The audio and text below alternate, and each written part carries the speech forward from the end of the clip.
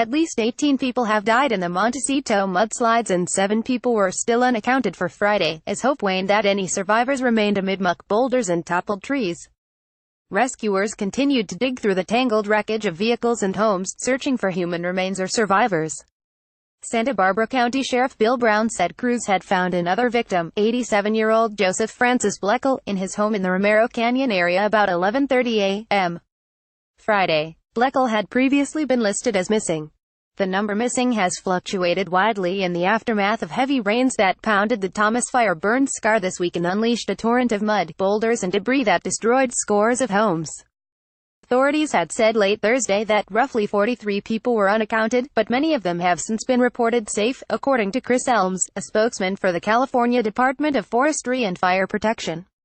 As of Friday evening, Santa Barbara County Sheriff's officials had identified 7 people who are still missing. Elms said crews are still trying to fight their way through roadways made inaccessible by mud flow in the hopes of locating more people. Officials expanded mandatory evacuation zones Thursday because pedestrians and traffic were hindering rescue and repair operations. Brown said that armored vehicles typically used by his SWAT team on barricaded suspects have been useful in reaching muddy areas where people were trapped. Most who had been stranded in their homes have been rescued, he said, including about 300 residents and staff members who were evacuated by rescue workers Thursday from the Casa Dorinda retirement home east of Olive Mill Road. A Los Angeles Fire Department search and rescue team tried to an optimistic note, hoping for the best, bracing for the worst.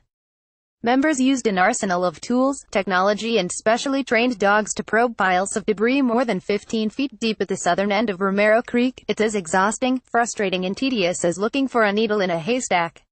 LAFD Battalion Chief Mark Akahoshi said, while hunched over a topographical map of surrounding terrain studded with ranches and mansions offering panoramic views of the Pacific Ocean. Highway 101, which had been tentatively scheduled to reopen on Monday, will be closed indefinitely, said Capt. Cindy Pontes of the California Highway Patrol. As of Friday evening, the highway was closed to northbound traffic from the Ventura-Santa Barbara County line to South Milpas Street in Santa Barbara, and closed to southbound traffic from South Milpas Street to Padaro Lane near Summerland. Crews are working day and night to clear the road, but as they pump water away from the highway, more flows in, Pontes said. Pontes said she flew over the 101 in a helicopter on Friday, and almost a mile of it was underwater so deep that the center divider was not visible. More rain is expected at the end of next week. Route 192, which cuts across the foothills of Montecito, is also unsafe to travel in places, and officials are trying to establish an alternate route as soon as possible, she said. A Montecito Water District official said the water in all of Montecito remains unsafe to drink.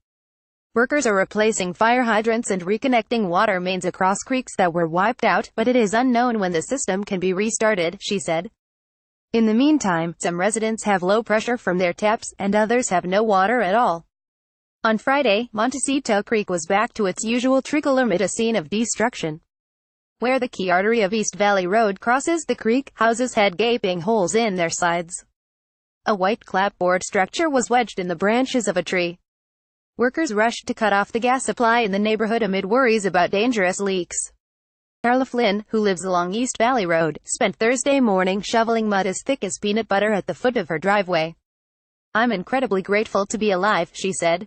When the storm hit, the sky lit up after tumbling rocks crashed into a gas line and ignited a fire in the hills. Mud pooled on the main thoroughfare outside her driveway, effectively trapping her family inside.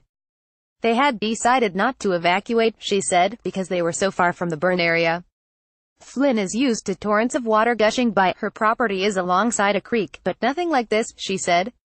I heard this crackling, like an ungodly crackling.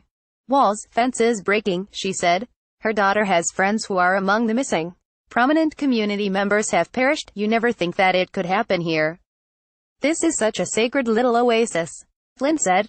Caption Times staff writer Emily Alpert Reyes contributed to this report. Avalanches and landslides.